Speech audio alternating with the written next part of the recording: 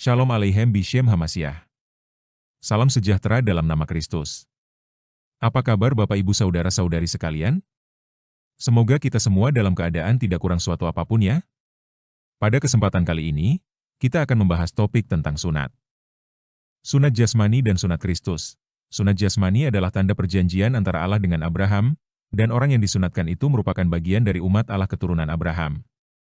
Dalam Kejadian 17 ayat 10-12 berbunyi demikian.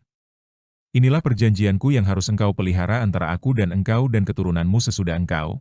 Setiap laki-laki dari antara kamu harus disunat. Dan kamu harus disunat kulit hatanmu. Dan itu telah menjadi suatu tanda dari perjanjian antara aku dan kamu. Dan seorang anak laki-laki berumur 8 hari haruslah disunat olehmu, yaitu setiap laki-laki dalam generasimu yang lahir di rumah, atau yang dibeli dengan uang dari semua bani lain, yang ia bukan dari benihmu. Janji perjanjian antara Allah dengan Abraham, yaitu perjanjian bahwa Allah akan membuat keturunan Abraham menjadi berkembang, menjadi suatu bangsa yang besar. Sedangkan baptisan disebut sebagai sunat Kristus.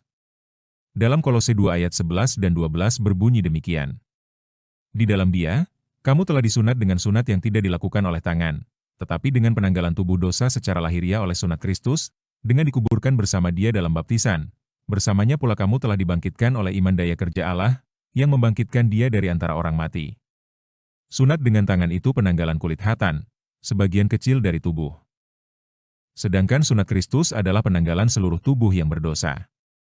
Manusia lama kita dikuburkan dalam baptisan, lalu kita ikut dibangkitkan dengan kita keluar dari air baptisan itu, sehingga manusia baru dilahirkan. Jadi, sunat Abraham itu hanya menjadi tanda menjadi milik Allah sebagai umatnya. Tetapi sunat Kristus, yaitu baptisan, membawa penyatuan kita dengan Kristus. Dalam Roma 6 ayat 3 berbunyi demikian. Atau, apakah kamu tidak mengetahui bahwa seberapa banyak yang telah dibaptis ke dalam Kristus Yesus, kita telah dibaptis ke dalam kematian-Nya? Kematian Kristus adalah kematian yang mengalahkan dosa. Bagaimana bisa? Di dalam Filipi 2 ayat 8 berbunyi demikian. Dan supaya didapati dalam pola seperti manusia, Dia sudah merendahkan dirinya sendiri dengan menjadi taat sampai pada kematian, bahkan kematian di kayu salib. Inti dari dosa adalah ketidaktaatan. Manusia dilarang makan buah pengetahuan yang baik dan jahat, manusia memberontak, sehingga manusia mengalami kematian. Itulah intinya dosa, yaitu ketidaktaatan. Bagaimana ketidaktaatan ini bisa dikalahkan? Dikalahkan dengan ketaatan mutlak. Dan itulah yang dilakukan Yesus ketika Dia disalib. Yang disalibkan itu keadaan Yesus dalam kodrat manusianya. Jadi, Sang Firman ini, pribadi Sang Firman ini, mengalami kematian melalui kodrat kemanusiaannya. Sementara kodrat keilahiannya tidak mati, karena Allah memang tidak bisa mati. Jadi, pribadi Firman Allah ini mengalami mati dalam keadaan tidak mati. Karena Dia mengalami mati dalam kodrat manusianya, dalam kodrat ilahinya Dia tidak bisa mati. Jadi, Tuhan kok bisa disalib? Tuhan bisa disalib karena Dia mengalaminya melalui kodrat kemanusiaannya. Dalam keilahiannya Ia tidak bisa disalib. Firman ini mengalami dua kodrat sekaligus. Dia mati pada kodrat manusianya, tetapi Dia tetap hidup dalam kodrat ilahinya. Di dalam 1 Timotius 6 ayat 16 berbunyi demikian. Dia satu-satunya yang memiliki kekekalan. Itulah sisi ilahinya. Mati di kayu salib adalah wujud ketaatannya. Karena kemanusiaannya itu digunakan untuk taat total sampai mati di kayu salib, maka tabiat ketidaktaatan yang ada di dalam dirinya itu dikalahkan. Maka, dengan Yesus mati disalibkan, Dia telah mengalahkan dosa. Dan jika baptisan itu menyatukan kita oleh kuasa Roh Kudus dengan kematian Kristus, berarti kita menyatu dengan kemenangan Kristus atas dosa, yang berarti kita mendapat pengampunan dan pelepasan dari dosa melalui baptisan. Maka jika ada orang yang mengatakan bahwa baptisan itu hanya lambang, itu bukan apa yang diajarkan oleh kitab suci, melainkan bersumber dari pikiran orang itu sendiri yang menafsirkan semaunya. Di dalam Kisah Para Rasul 2 ayat 38 berbunyi demikian. Dan Petrus menjawab kepada mereka, bertobatlah, dan biarlah masing-masing kamu dibaptiskan atas nama Yesus Kristus untuk penghapusan dosa-dosa, dan kamu akan menerima karunia Roh Kudus. Baptis adalah untuk penghapusan dosa. Jika baptisan hanya lambang, bagaimana mungkin bisa menghapus dosa? Lambang apa yang bisa menghapus dosa? Dalam baptisan, Roh Kudus bekerja ketika hal itu dilakukan. Di dalam 1 Korintus 12 ayat 13 berbunyi demikian. Sebab juga, Oleh satu roh, kita semua telah dibaptis ke dalam satu tubuh, baik orang Yahudi maupun Yunani, baik hamba maupun orang merdeka, dan semuanya telah diberi minum dalam satu roh. Jadi, baptisan bukan sekedar ritual, tetapi ada karya Roh Kudus ketika hal itu dilakukan. Bagaimana bisa dikatakan jika Roh Kudus bekerja di situ lalu kita katakan baptisan hanya sebagai simbol? Dan karena Roh Kudus berkarya waktu baptisan terjadi, dan baptisan itu menyatukan kita dengan kematian Kristus, yang mana kematian Kristus itu mengalahkan dosa, maka kita juga diampuni dari dosa-dosa kita. Dalam Roma 6 ayat 4 berbunyi demikian. Sebab itu, kita telah dikuburkan bersama Dia melalui baptisan dalam kematian, supaya sama seperti Kristus telah dibangkitkan dari antara yang mati oleh kemuliaan Bapa, demikian pula kita harus berjalan dalam pembaruan hidup. Jadi, bukan saja kita ikut mati dengan kematian Kristus di atas kayu salib pada saat kita dibaptis, tetapi kita juga ikut dikubur. Secara misteri disatukan dengan penguburannya, yang kejadiannya lebih dari 2000 tahun yang lalu itu.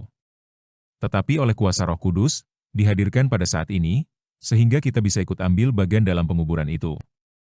Dan apa yang terjadi dengan penguburan itu? Dalam Ibrani 2 ayat 14 berbunyi demikian.